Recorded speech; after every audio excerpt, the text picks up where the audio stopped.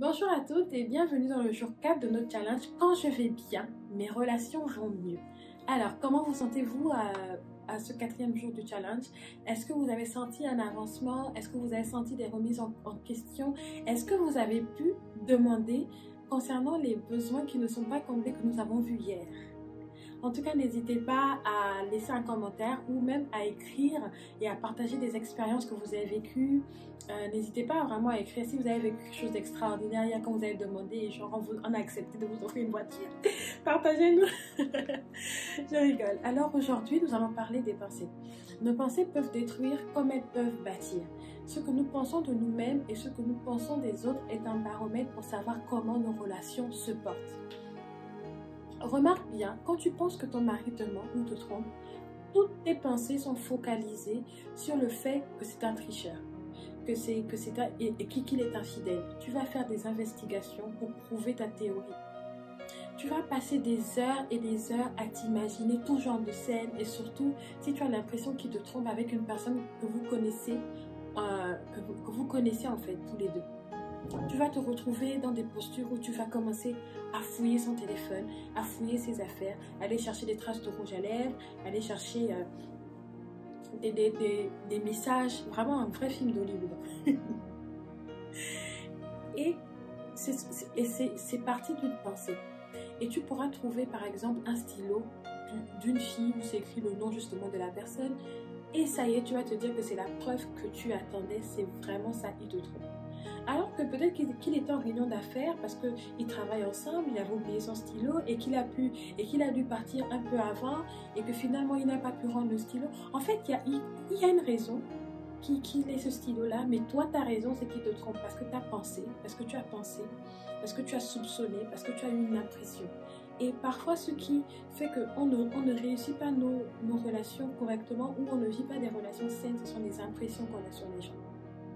Les impressions qu'on a sur les gens sont capables de détruire même la relation ou d'étouffer même un semblant de commencement. Avant même qu'ils ne grandissent, avant que la relation n'aille beaucoup plus loin, l'impression que tu as sur l'autre peut vraiment détruire la relation. Et quand par exemple tu vas lui demander pourquoi tu as son stylo, il va te dire non mais j'ai oublié de le remettre en temps réunion. Tu vas dire non tu mens, tu es en train de mentir, Et en fait tu vas faire tout pour pouvoir dire que ta théorie c'est la vérité. Tu vas tout faire pour que, en fait, de te dire à toi que non, tu n'as pas pu te tromper, c'est lui qui ment. Très souvent, en fait, on vit nos relations de la sorte. Nous vivons nos relations de la sorte. Qu'elles soient amicales ou amoureuses, nous acceptons que nos pensées, que nos impressions, en fait, soient la vérité. Nous plaçons nos impressions même parfois au-dessus de l'intégrité de la personne, au-dessus même de la personne qui est en relation avec nous. Nous refusons de nous remettre en question. Peut-être que notre impression est fausse, peut-être que j'ai des préjugés erronés. Non, on refuse. On refuse de se dire que j'ai tort de penser comme ça. Et il arrive maintenant que, en fait, nous admettons difficilement que nous avons tort. Il en va de notre ressenti, de notre ego. Comment je peux dire que j'ai eu tort de dire ça? Non, je n'ai pas envie de dire ça. Rien qu'à cause de l'ego et de l'orgueil, on ne veut pas admettre qu'on a tort. Et donc là, on va faire tous les films possibles dans notre tête. On va commencer à réfléchir. Ok, comment je prouve ma théorie? Ok, voilà, je pense que c'est parce qu'il a fait ci, il a fait ça. On est en train de faire un film. Vous savez, avant que je ne donne ma vie à Jésus, je vivais dans un monde. Honnêtement, je ne trouvais pas l'utilité d'aller jouer avec les autres. J'étais introvertie, mais introvertie plus. Je restais comme ça, assise aux escaliers de la maison et je vivais. J'avais créé un monde dans ma tête et de me dire, bon, telle personne, elle pense comme ça. Voilà comment, si je fais ça, voilà comment elle va réagir, voilà comment elle va faire ci, voilà comment elle va faire ça. Et j'ai fait ça pendant des années. Hein. Et lorsque j'ai donné ma vie au Seigneur, c'est la première chose qui est en fait revenue à la surface. Je me suis dit, si je continue à vivre comme ça, je vais rater en fait complètement ma vie et surtout mes relations et surtout ma relation avec le Seigneur. Et à ce moment-là, j'ai lu un livre qui m'a libérée. C'est le champ de bataille des pensées de Joyce Meyer. Ce livre a été une délivrance pour moi.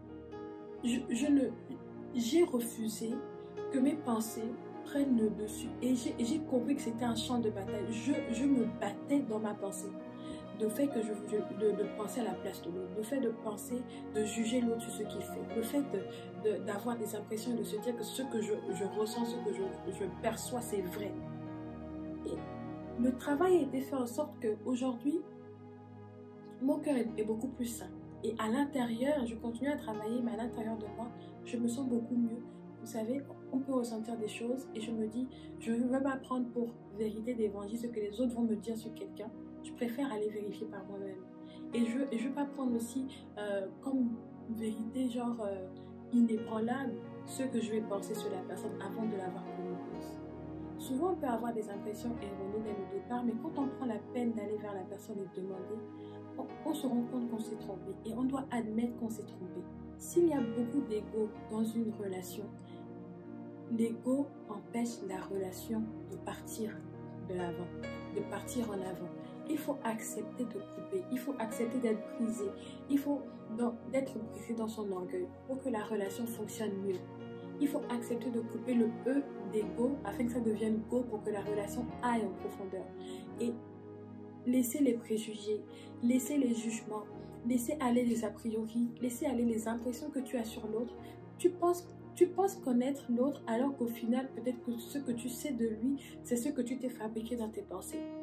Laisse place vraiment au fait de chercher à connaître vraiment la personne qui est en relation avec toi. Laisse aller l'amertume, laisse aller le sentiment d'infériorité ou de supériorité que tu peux avoir dans la relation, que tu ressens vis-à-vis de tes relations. Laisse aller l'apparence de vouloir être bien alors que c'est faux. Laisse aller. Aujourd'hui, j'aimerais que tu puisses vraiment écrire, extérioriser ce qui est à l'intérieur de toi, les impressions que tu as sur les gens. Peut-être que tu as envie d'être ami avec une personne, mais tu as l'impression que c'est une personne qui est trop arrogante, par exemple. Peut-être que tu as envie de demander quelque chose à ton conjoint ou à un de tes collègues, mais tu as l'impression que la personne va dire non. Demande, comme je disais. En fait, ne laisse pas tes impressions être une limite à ta relation. Ne laisse pas tes impressions être une limite au fait que ta relation aille en profondeur. Laisse aller. Lâche prise. Laisse aller. Laisse aller vraiment. Peut-être que tu as l'impression que tu ne mérites pas ce que tu veux avoir dans la relation si tu le mérites. Donc laisse aller tes impressions. Laisse aller tes émotions négatives par rapport à ce que tu peux demander ou ce que tu veux recevoir. Laisse aller. Laisse aller. Demain, c'est le dernier jour et j'aimerais vraiment que tu puisses approfondir ce sujet qu'on voit aujourd'hui, de laisser aller les impressions. De couper le E de ego afin que tu puisses aller. Déjà toi personnellement et que tu puisses aller en profondeur dans tes relations. Coupe l'orgueil, coupe l'ego, coupe l'amertume, coupe le sentiment d'infériorité ou de supériorité. Coupe ces émotions. Et comment les couper, c'est déjà admettre que tu les as. Que tu les as en toi. Que tu penses que tu es meilleur que la personne, que l'autre, par exemple. C'est admettre cela maintenant. Et pourquoi je dis d'avoir ce carnet et d'écrire? Parce que le fait d'écrire extériorise. Et quand tu écris, tu te rends compte des choses aussi. Alors écris aujourd'hui ce sur quoi tu dois lâcher prise pour que la relation aille en profondeur. Et je te dis à demain pour le dernier jour. Ça va être waouh.